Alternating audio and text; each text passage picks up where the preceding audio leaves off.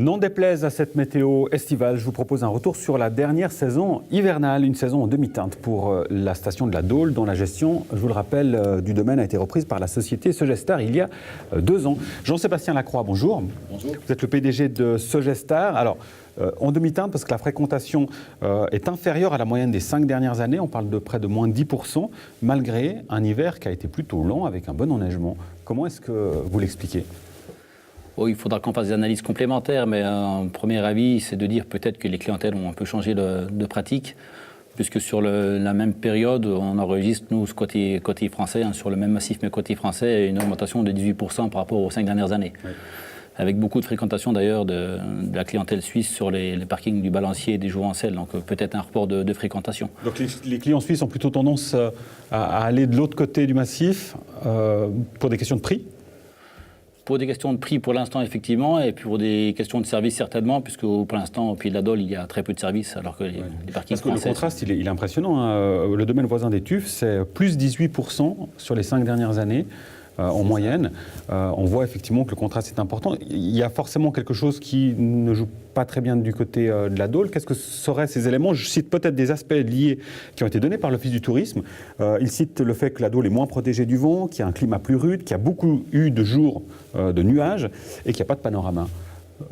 Qu'est-ce que vous répondez à l'Office du tourisme ? Brouillard, on n'a plus de panorama. Après, effectivement, c'est vrai que sur la Dôle, dès qu'on a un peu de vent, c'est vite tempétueux et avec des obligations de fermeture du principal télésiège, en fait. Alors que côté français, c'est vrai qu'on a des pistes qui sont plus dans la forêt, donc des télésièges qui sont mieux protégés. Et on n'est pas obligé de fermer les télésièges même quand on a un peu de vent. Donc c'est vrai que ça rapporte un peu la clientèle du coup qui ne peut pas skier à ces moments-là sur la Dôle, sur la partie française en fait. Du coup, aujourd'hui, l'objectif, c'est de pouvoir réorienter le marketing auprès de la clientèle suisse. Jusqu'à maintenant, on ne se permettait pas d'aller trop marketer sur la partie suisse, puisqu'on avait Télédôle qui était présente donc, sur le territoire suisse.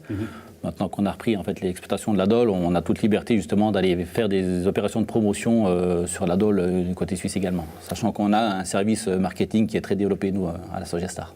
Et il y a également des investissements importants qui sont annoncés. Alors, on va rappeler que Télédôle est en main du conseiller régional et propriétaire de remontées qu'elle vous loue. Il y a un nouveau télésiège qui va être installé entre la Dôle et les Tuffes, qui sera financé par Sogestar. Puis ensuite, ce sera un nouveau parking, un nouveau bâtiment d'accueil, financé cette fois-ci par le conseil régional.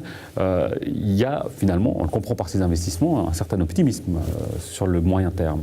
C'est sûr qu'en termes d'offres pour la clientèle, c'est vrai que ça va un peu révolutionner, je dirais, nos domaines skiables, puisque du coup, on va avoir un domaine qui va être relié et donc du coup beaucoup plus pratique et une offre qui sera bien améliorée.